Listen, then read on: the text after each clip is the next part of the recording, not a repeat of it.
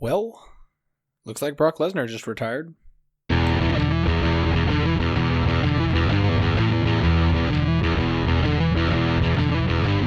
Woo!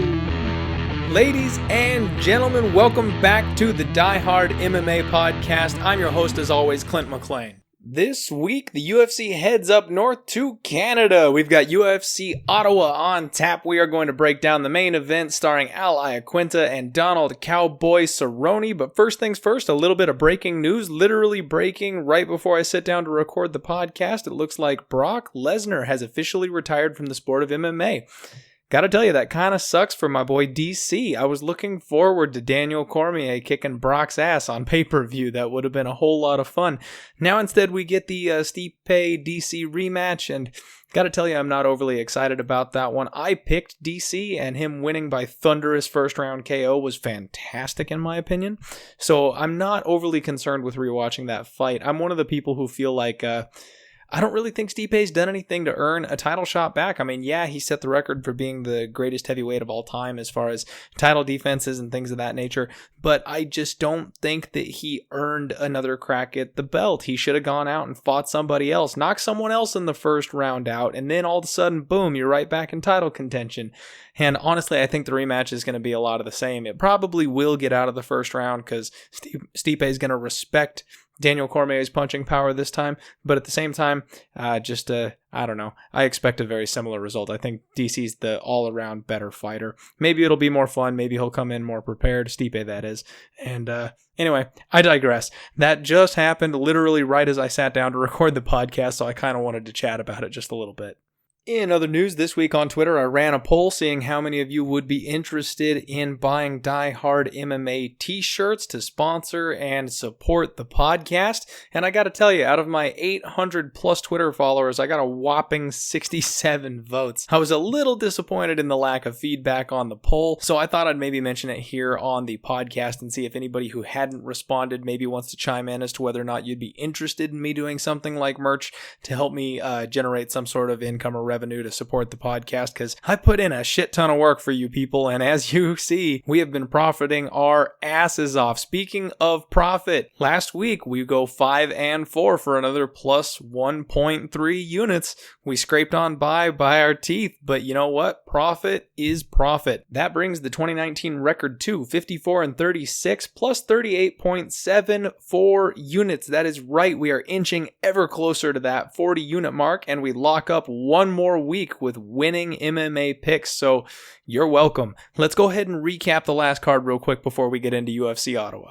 So we started our night off with Diego Lima coming through as a plus 140 underdog, and that was just gorgeous. That was such a good spot, and the fight played out exactly like I called it. Diego Lima was the live fighter of the two, and because Court McGee didn't have the ability to grapple and hold him down like you need to be able to put a guy like Diego Lima down, Lima won a very convincing decision in my opinion.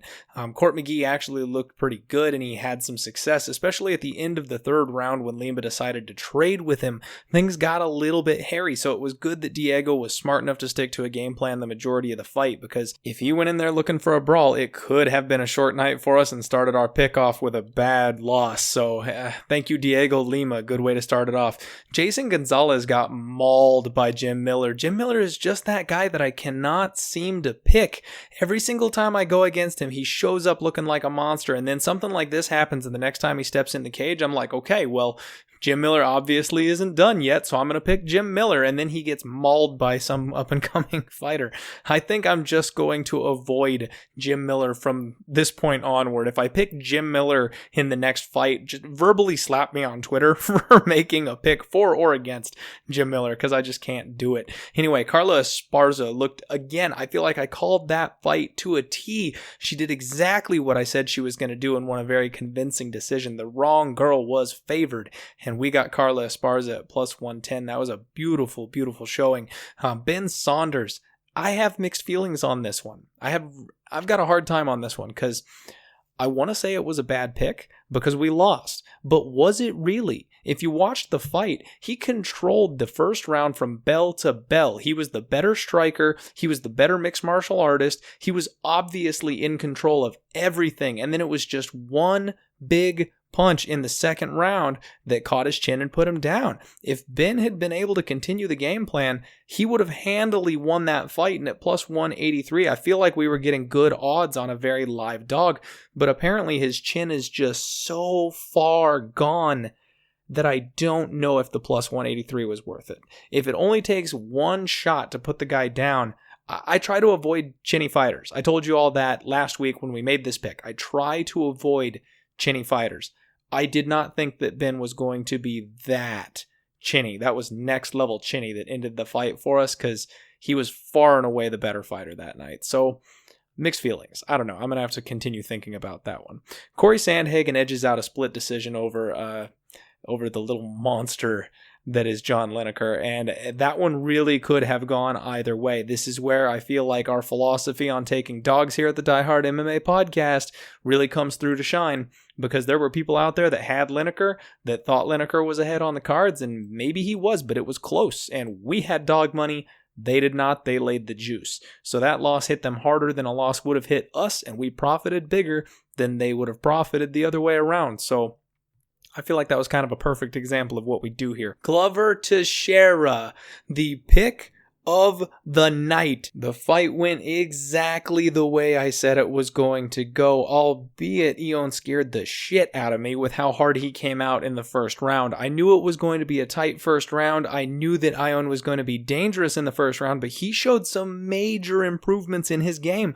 Throwing the kicks, coming out more paced. He was even obviously noticeably watching his gas tank to make sure he didn't gas out immediately, and he hurt Glover. Man, I thought we were done. I thought I was going to look like such an idiot. I thought Glover was going to get KO'd in the first after all that. But you know what? It went according to plan perfectly. Glover was savvy. Glover was smart. He defended, he covered up, and he survived. And then in round 2, he put Ion on his back, and I called it.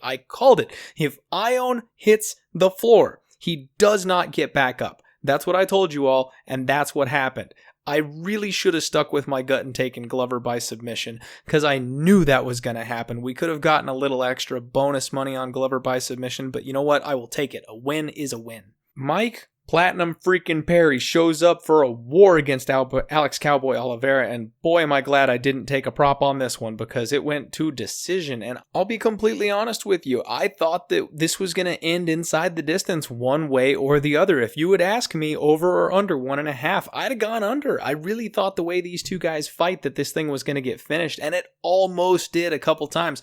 What a fun war. They really deserve some kind of a big old bonus for putting on that kind of a show. That fight was fun. But once again, we got the dog at the dog price. I told you all that Mike Perry, you want him when he's the underdog. You don't want to lay minus 250 on a guy like Perry. But when they give you pick'em, or when they give you dog money on a guy like Mike Perry, you know he's coming to fight. He fought every penny for us for that plus 160, and we cashed it. I love it. Now, this is where the night went off the rails just a little bit. So, Dmitry Smolyakov, I made the decision to bet him because I was fading Greg Hardy until he showed up. Now, this appears to have potentially been a mistake. First off, Greg Hardy is improving, and he did show some serious improvements. He's an athletic freak. He really is. So, as far as MMA goes, he's not there yet, but he might get there. So we have to keep an eye on his next opponent to see what they do with him, because the kind of face-melting power that Greg Hardy possesses really is going to give the lower tier guys trouble. And that's where Dmitry Smolyakov, he is lower tier than I gave him credit for. He came out and he put one big punch on Greg Hardy, and as soon as Hardy didn't flinch and kept staring at him, Smolyakov basically rolled on his back. He wanted nothing to do with that fight. And all of his pre-fight interview stuff, he sounded confident. He sounded like he had felt Hardy's power in training, and it wasn't something that concerned him. I mean, he sold me hook, line, and sinker. I knew he wasn't a great fighter, but I thought they were very close to the same level, which is why we took the 275 shot on him. So, maybe that's another mistake.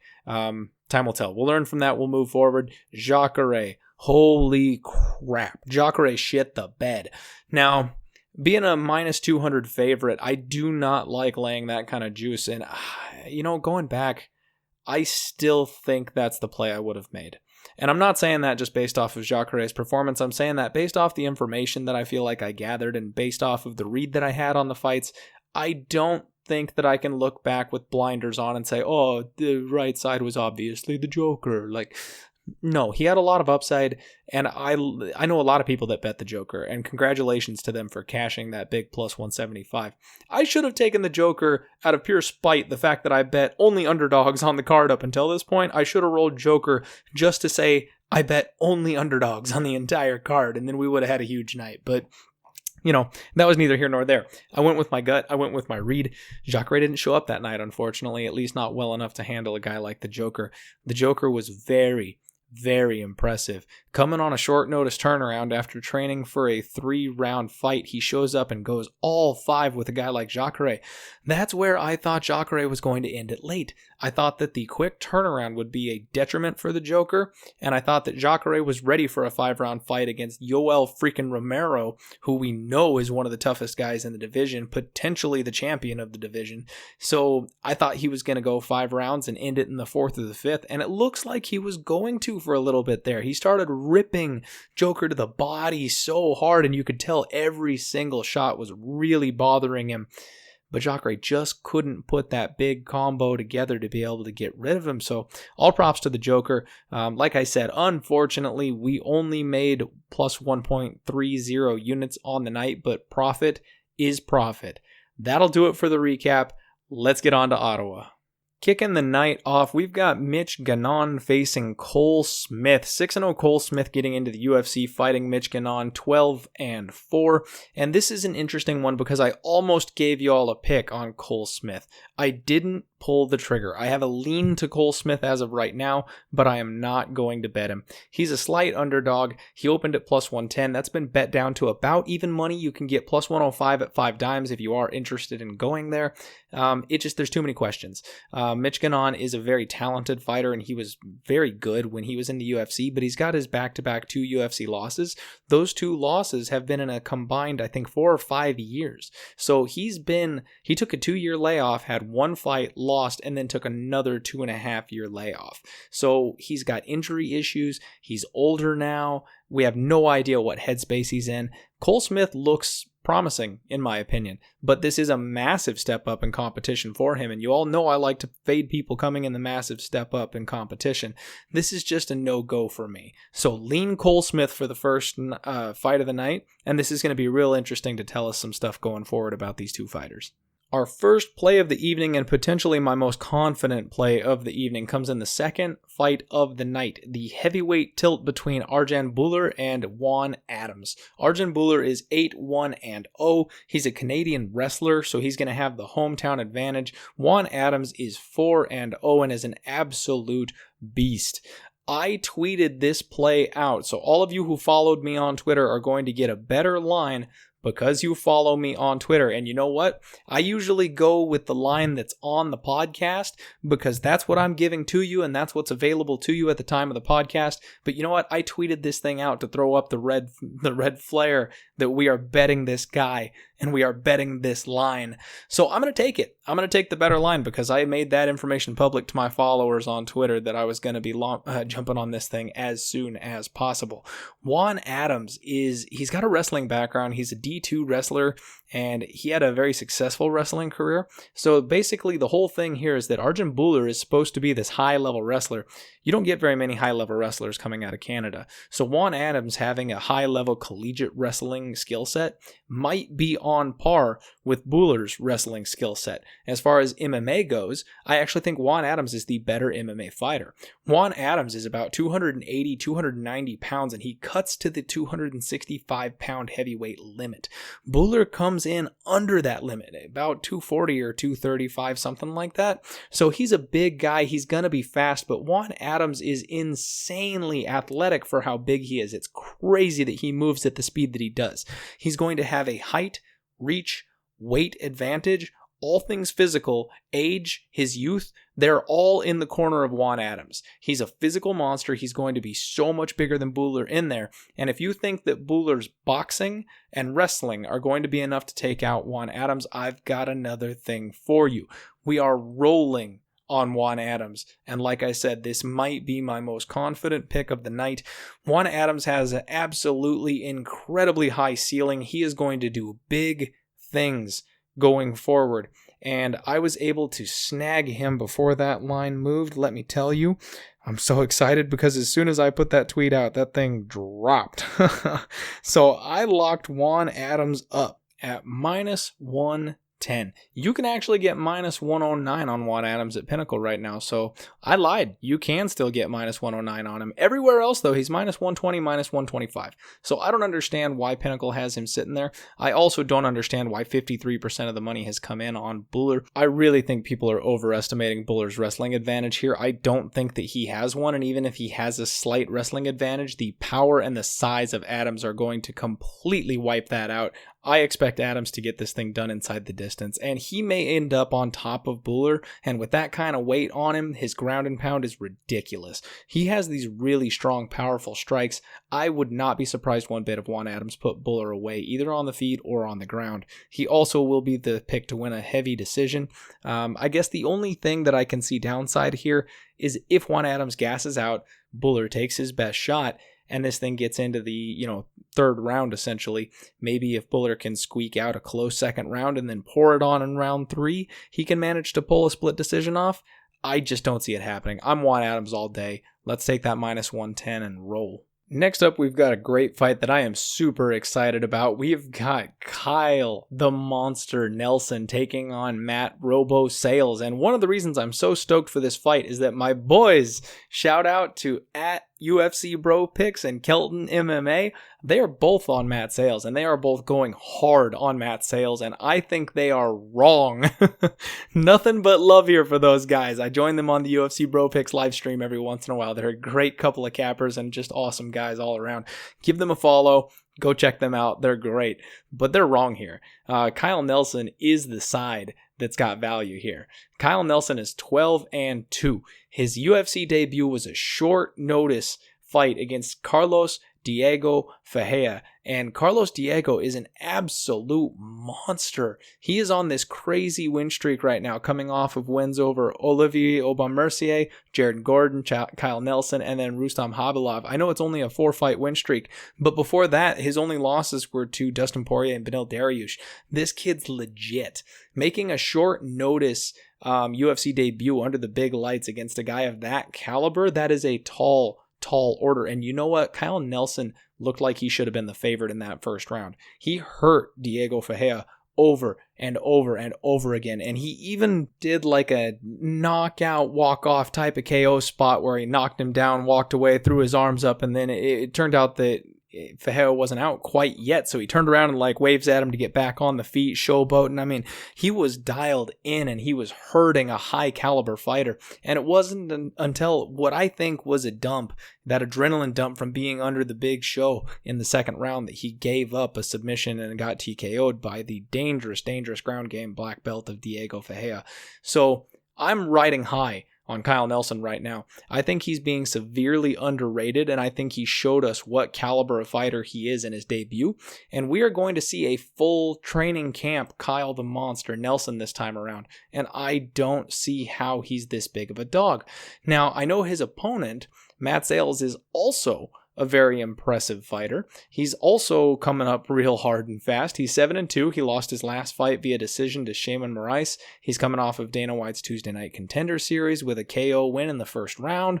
He has some very impressive upside as well. To me, this should be kind of a pick'em fight. I mean, both of these guys are relatively untested at the high level. Both of them did step in for their debuts against very talented fighters and showed massive amounts of promise. So I don't know why the line is so wide here. I don't get it. 57% of the money has come in on Matt Sales, and we're going to roll the other way. Right now, we can get plus 190 at Pinnacle on Kyle the Monster Nelson, and I think he KOs Matt Sales. I really, really do. Shaman Moraes hurt Matt Sales a couple times in their fight, and I just think people are discounting the skill set of Kyle Nelson. So let's lock up our first dog of the night, Kyle Nelson, plus 190. Boom. And that's actually going to do it for us for the preliminary card. I mean, Nordine Taleb is fighting Kyle Prepolek. I'm not sure. I'm definitely not pronouncing that right, but that's an interesting fight where I honestly can't quite pick a side on. I don't know that there's value on the current line, in my opinion, so I don't have an opinion there. Ayman Zahabi is facing Vincent Morales, and Zahabi's 7-1-0. He's the younger brother of GSP's trainer, Faraz Zahabi, so people really expected big things, and he came out and got his first show under the big lights and dropped it. He just dropped the ball. So to me, he seems kind of like that guy that isn't actually a fighter's fighter. He's got the skill set. He's more of a almost like sport jiu-jitsu type guy where he doesn't have that killer instinct. He doesn't have that fighting spirit. He has the technical skill set. He's trained his whole life. He's got connections. He's been around fighters. I don't know how much of a fighter he really is. And he's currently the favorite in this fight. I think it's a lot closer than that. And I also think people are potentially overrating him. Now, that might just be my own personal bias, which is why we are passing on this fight altogether. I'm going to watch it very closely and see how I feel about Zahabi after we get by this one. We've got Macy Chasson 4-0, one of those ladies rising stars in the bantamweight division, facing 5-4 Sarah Moraes. She's the biggest favorite on the card, and that's always shit the bed potential right there. But I can't bet Sarah Moraes, and Macy Chasson is a beast, so I don't want to go against her either. That's one of those things where, I mean, maybe look for a prop. Macy Chasson inside the distance might hold a little bit of interest because she should run through this lady, but I'm not sure there either. So we're just going to pass on all that stuff and roll right on over to the main card, which kicks off with Andrew Sanchez versus Marc-Andre Barriault. And I got to tell you once again, I've got to lean to Barriault. He looks very, very, very good. He's 11-1-0, and he's stepping up to face Andrew Sanchez. Now, this is a spot where the line is very, very close once again. Barriault opened up as a slight underdog, and it looks like he is still sitting around. Actually, it's gone the other way. Holy cow. The last time I looked at this was practically a pick'em. This is very, very interesting because now 67% of the money has poured in on Andrew Sanchez. And this is a spot where I would like to fade the step-up fighter. However, Barriault looked very, very good. And Sanchez has got a couple of holes in his game that I feel like Barriault might be able to exploit. So now that the line is getting more into playable territory, you can get Barriault at plus 140 on Pinnacle, and that's got me scratching my chin. I am very interested in Barriault at plus 140 because he opened up at plus 110. That was the best I saw. Plus 105, plus 110. If this line keeps going up, watch out on my Twitter. I'm going to tell you all right now, keep an eye out on my Twitter, because if this line keeps going that direction, I'm going to be forced to play Marc-Andre Barriault. Fuck it. Barriault. We're taking Barriault. We're going to go with Andre Barriault, plus 140. I can't pass it up. I think this is a close fight. I was very, very nervous about Barriault. Watching the tape, I have a couple of buddies who are on Barriault already, but watching the tape, I was like, I don't know how they're so confident that Barriault's going to step in here and get this done, because Sanchez is a very talented fighter. But it was close, and there was no line value in my opinion. Now there is line value. The line has swung so hard in Andrew Sanchez's favor. We're going to take Barriault, plus 140. On the spot dog pick. Set the alert off. On the spot dog pick. Next up, we've got UFC debutant Sergey Spikovac taking on Walt Harris. Sergey is 9-0. Walt Harris is 11-7-0 in the heavyweight division. Very uninspiring record by Walt Harris, and we are going to do something very out of the ordinary here. Walt Harris is currently sitting as a minus 150 favorite, and we are going to lay the wood with the big ticket Walt Harris. Now, he's had an interesting run in the UFC. He dropped a split decision to Shamil Abdurakhimov back in 2016. Hindsight on that leads me to believe that that's a better loss than we should think. Shamil Abdurakhimov has really showed up recently, and Walt Harris going to a split decision with him, in my opinion, puts him in that same type of category, especially because he has also been showing improvements. Now, after that, he brutally KO'd Chase Sherman, which is exactly what he should do. He brutally KO'd Cyril Asker in the first round as well. Then after that, he got stepped up just a little too much, took on Fabricio Verdum in 2017, which is right when he was coming around his title run. Got armbarred in the first round. No surprise, no shame in that loss, okay? Now, he got a disqualification illegal kick loss to Mark Godbeer after that. So again, we got to kind of put a line through that. He beat Daniel Spitz in 2018 via KO in round 2, and then he had an Andrei Arlovsky decision where it got overturned. He won that fight. It was very close, but it got overturned because he popped for a tainted supplement. So looking back over the body of his work, I'm going to go ahead and give him a pass, or it's going to be a close loss to Shamil Abdurakhimov. He's got 2 brutal finishes, a forgivable loss, and then a fight that I'm just going to take completely off the board because of the disqualification. We don't know how that would have gone otherwise, so we'll just remove it. So basically, we've got 4 wins, and we've got 2 losses on that record in the UFC. And that's a pretty impressive record at UFC heavyweight, actually. He might not have the highest ceiling in the long run, but I do think he's an improving fighter. He's 35 years old, so he's not going to be...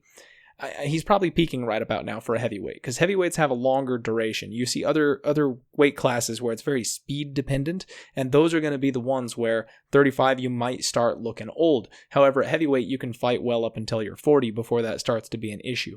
Now the 24-year-old Sergey, you would think I'd be all over this kid coming in, right? His last name ends in Vagak. He's from...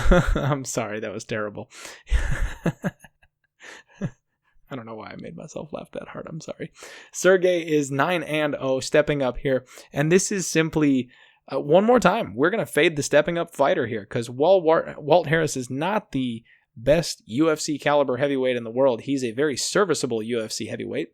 And if you look back at the last 4 or 5 names on Sergey's record, he has fought absolute cans. And not a single one of them is under the age of 39. And I'm not kidding. A lot of these guys, like Tony Lopez is legit, but he's 45 now. He's 61-30. He's got a crazy record. He fought Ivo the Scorpion Kuk, I think is how you say that. He's 39 years old. He's on a 3-fight losing streak right now, and his overall record is 12-11. We've got Travis Fulton, who is another legitimate fighter, it would appear. He's got 255 wins. Dear God, that guy's got some serious experience. But he's got 54 losses. He is 3-2 in his last 5. I'm sorry, I said that backwards. He's 2-3 in his last 5. And he's also 41 years of age. So you just look at it, and then he fought Luke Morton. Luke Morton is 2-7. He won his first 2 fights back in 2015 and didn't win again since, but he's still fighting. What the hell? Oh, anyway, I'm sorry. All these guys are over 40 years old. All these guys have terrible records, and you expect me to believe that this kid's going to step up to the UFC and make waves against a guy like Walt Harris? Not going to happen. We're going to lay the wood on Walt Harris. We can get -150 over at Bookmaker right now, so let's go ahead and lock that up. We're going to play the favorite. As much as I hate doing that, I think Walt Harris is easily the better fighter in this spot, and we should coast to an easy win here. Our next fight is Merab Dishvili facing Brad Katonah, and this is such a fun fight. So Brad Katonah is 8-0. Merab Dishvili is 8-4. Now that record is surprisingly bad, and it does not tell you the caliber of fighter that Merab is. He is way better than a 8-4 record. He's so much better than that. Now, Brad Katonah, on the other hand, is a guy that I think has a tremendous upside. People are maybe going to mock me for this. I see a lot of TJ Dillashaw in Brad Katonah. He reminds me of what TJ looked like after he came off of The Ultimate Fighter. I know, TJ popped for EPO, whatever. He reminds me of pre-EPO TJ Dillashaw, where he just had the absolute world laid out in front of him. He's with the right camp. He's doing the right things. He's showing great improvements in all of his fights. His last 3 wins have all been unanimous decisions. I think he's got a real good shot at winning this fight. I'm really excited about watching this one go, because Merab Dishvili, he's going to look to take this thing down. He's a powerful wrestler. He's going to look to get on top and ground and pound Brad, or maybe even try and lock up a submission. I mean, the other thing is maybe he can win a decision with the wrestling, right? The flip side of that is that Brad is going to be the far better striker. He's got fantastic foot movement. He's got great hands, and he's actually no slouch in the wrestling department himself. I think what Brad is going to do is play the matador here. He's going to try and defend the takedowns for Merab Dishvili, and then he's going to try and piece him up on the exits. If Brad can control the space If he can get out there and make sure the fight stays within his range, stop the takedown, if he does get taken down, get back up as quickly as possible, then I think that he's got a great shot at winning this fight via unanimous decision. And you never know. Maybe he can clip him just the right way and end it before the final bell sounds. But either way, we've got a very, very live dog here. We're going to go ahead and take Brad Katonah. We've got plus 138 over at Pinnacle again, so let's go ahead and lock that line up. We've got another dog here. Next up is a fight between Cub Swanson and Shane Burgos. This is an interesting spot again because, God, I gotta stop saying interesting. I apologize. I think every fight is interesting. I keep finding things that are interesting about it. I need a new thing to say there. Sorry. Okay, so next up we've got Cub Swanson and Shane Burgos. Shane Burgos is 11-1-0, and Cub is just an absolute legend in the sport. However, Cub has run into a bit of bad luck here. He's currently on a 3-fight losing streak. However, those losses are to Brian Ortega, Frankie Edgar, and Renato Cornerio. And I know I'm not pronouncing that right, but those 3 guys are legitimate top 5 type of guys. So he's coming in here as a big underdog to Shane Burgos. And I'm going to give you a just real big heads up real quick. We're passing. I want to bet Cub Swanson. I want to bet him so bad right now. He's sitting at about plus 150. We could get that at 5 dimes or at Pinnacle, but I'm going to pass because Shane Burgos looks legit. Now, this is a spot where we've got 11-1 Shane Burgos, who has looked like a monster so far in his MMA career, with his only loss coming to Calvin Kattar, who again is just an absolute freaking monster. So there's no shame in losing to a guy like Calvin Kattar. He's taken a big step up here facing Cub Swanson. But Cub, we don't know where he's at mentally. That's really the only thing. If I had a better idea or a better read on what Cub Swanson we were going to see in this fight, I think I would want to pick him. I would roll the dice on Cub as an underdog here, but I really don't know where he's at. If he's in retirement mode, if he's showing up for a check, if he's just trying to provide for his family, which no shame in doing that, but if that's what he's doing, you can't beat a guy like Shane Burgos. Burgos is a killer who's out to put you on his record. So it makes me sad, but we're passing. I'd potentially be interested if the line keeps spreading like it is. If Cub gets up to like plus 185, plus 190, then I'd be tempted to take a shot on it just because that's way too wide. I don't think it'll get that wide, but if it does, I might consider it. Again, keep an eye out on Twitter. This isn't one that I'm very likely going to get talked into, but if I had to lean, if you wanted to know my opinion, I think that Cub Swanson is once again a live dog. I would watch the pre-fight stuff. When they start interviewing these fighters before fight time, when they go to the weigh-ins, that kind of thing, when you see him actually face off with Shane Burgos, that would be the time to decide because you'll be able to see that fire in Cub's eyes. If he shows up ready, if he shows up looking like he's ready to put a beating on somebody, then I would say he's a live dog and he might even be worth a shot at that point. However, if he comes, maybe even in a good mood, if he's relaxed, if he's not really sweating anything, if he's joking around, and then when they face off, he's smiling and hugging people, that's not what you want to see. That means he's way too relaxed. He doesn't come in here with the sense that his back's against the wall like it should be when you're coming off of 3 losses, and I would stay clear away from this thing. Our next pick comes in the form of Derek Brunson versus Elias Theodorou. That's right, Elias Theodorou, the ring boy as he's known around the circuit. The model, the hair guy. Yes, that Elias the Spartan Theodorou. I'm a big fan of this guy. I know a lot of people hate him because of his style, but I actually find him highly entertaining. And Derek Brunson is, let's see here, he is 18-7-0. He's on a 2-fight losing streak right now. He has lost 4 of his last 6. And Elias Theodorou on the other side of this thing is 16-2.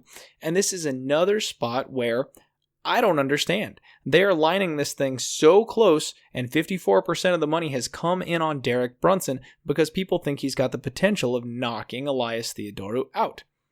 He doesn't. It's as simple as that. We're going to go back and take a look at this thing, okay? So Derek Brunson, he TKOs Uriah Hall, and he looks like he's the next big thing. He runs into Robert the Reaper Whitaker, who we now know is the champion, and he gets KO'd in that in the first round. So, okay, 2 real quick twitch KO type fighters run into each other. One of them that ends up being the champion wins that thing. So that's really no shame on a guy like Derek Brunson, right? Right. Well, then he fights Anderson Silva. He loses a 3-round decision to 2017 Anderson Silva. That's not a great look. But you know what? It's the legend Anderson Silva. So let's put him in there with somebody else, get him his mojo back. He fights old man Dan Kelly. And I do call him old man Dan Kelly because he's old as shit. And he KOs Dan Kelly in the first round. So, the hype is back on Derek Brunson, right? He did what he was supposed to do. Maybe he's back on track. He gets in there against the legend Lyoto Machida. Now, I know Lyoto Machida isn't looking so hot these days either. But that kind of was all started by Derek Brunson. He drops Lyoto in the first round. Both of these are explosive fighters who use their reach and their range. They blitz forward, and one of them was going to get caught. It just so happened to be Lyoto Machida. Anyway, good on Derek Brunson, right? We're riding that hype train. He runs into Jacare Souza. He gets KO'd in the first round against Jacare. Again, well, Jacare could have been the champion. I mean, that's what we talked about last week. He's a legitimate top 5, top 3 type of fighter, so really no shame in that, right?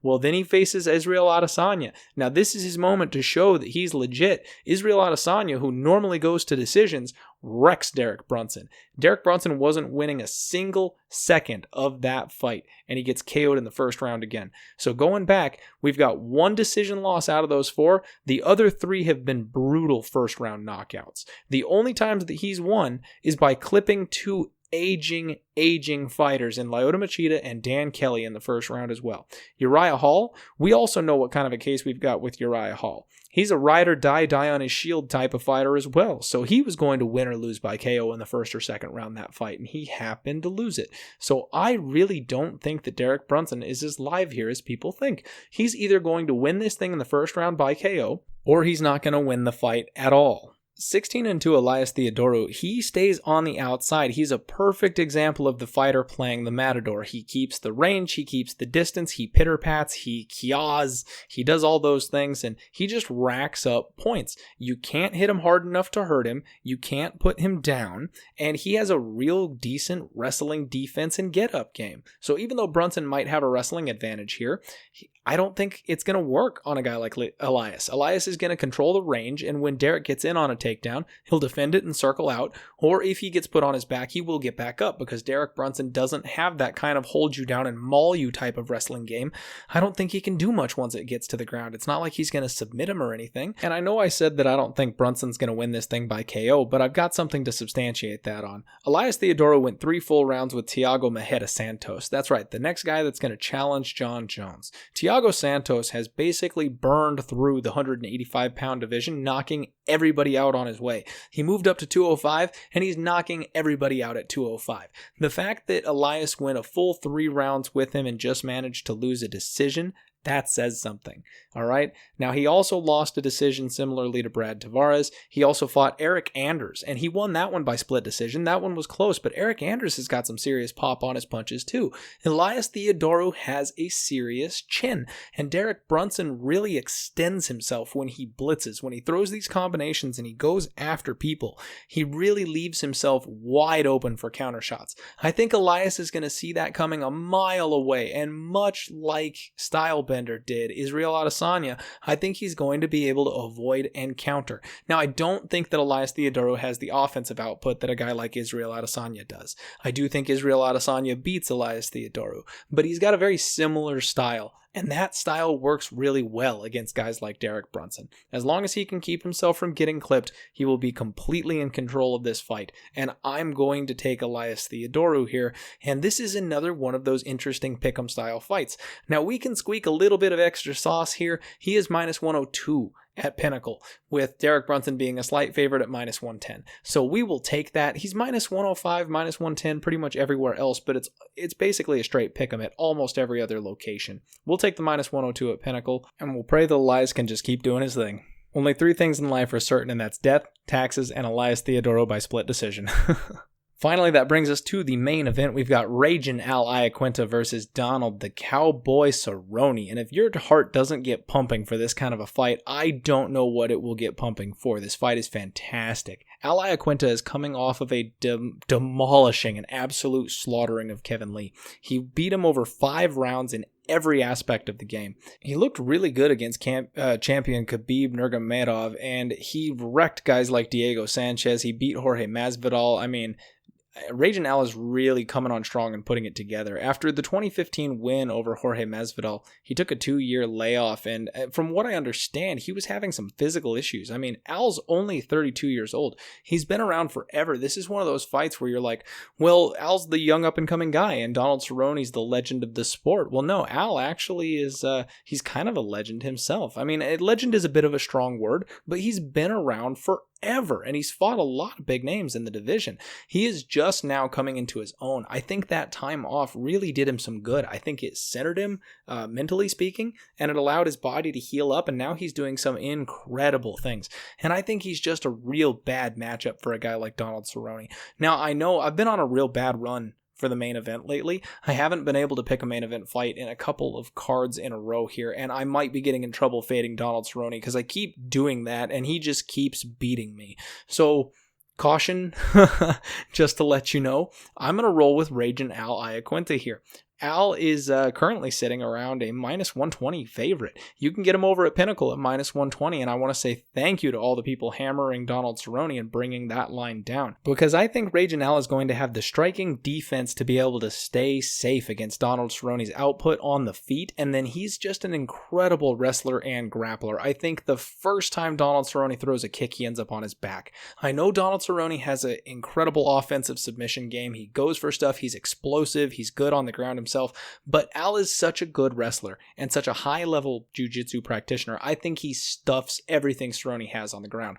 I really think that this is one of those striker versus grappler matchups, except Al is a much more capable striker on the feet, and that'll keep him in the game. He'll be able to survive, he'll be able to answer back, and Al also has some brutal shots himself. He's a little powerhouse, and we've seen Donald Cerrone get hurt to the body before. I know that hasn't been a thing recently. He went on a little run there where we watched 4 or 5 fights in a row where he got really hurt to the body, and that just kind of doesn't happen anymore. But Raging Al can rip, and I would not be surprised if a body shot hurt Donald Cerrone in the second or the third round. So I'm going to go with Raging Al. I think he survives on the feet. He even holds his own there. I think on the ground, as long as he's on top, which I don't know how Donald Cerrone gets a takedown on Al Iaquinta. If he does, I guess we're screwed. But I think Raging Al controls the grappling and stays on top, and then he can ground and pound or grind Donald Cerrone out.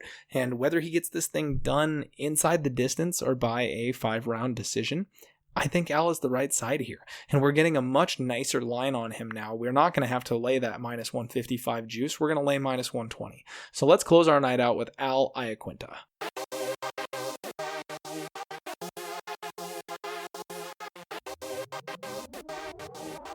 Let's recap. Kicking off our night, we've got Juan Adams, put a little star next to it. That is my favorite bet on the night at minus 110. We've got line value on the monster Kyle Nelson at plus 190. We decided last second we're going to rock with Marc-Andre Barriault plus 140.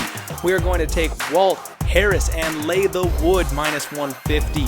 We've got Brad Katonah at plus 138. We're looking for Elias Theodorou, the Spartan, to come through for us at minus 102. Raging Al Iaquinta will finish the night for us at minus 120. My favorite real estate agent. Thank you all so much for the support. It means the absolute world to me. Hit me up. Let me know if you like the picks. Let me know who you're going to parlay together. Let me know if you disagree with me and what you think we should be on, and you're wrong. I'm kidding. I love you all. Thank you so much for the support, and as always, let's roll.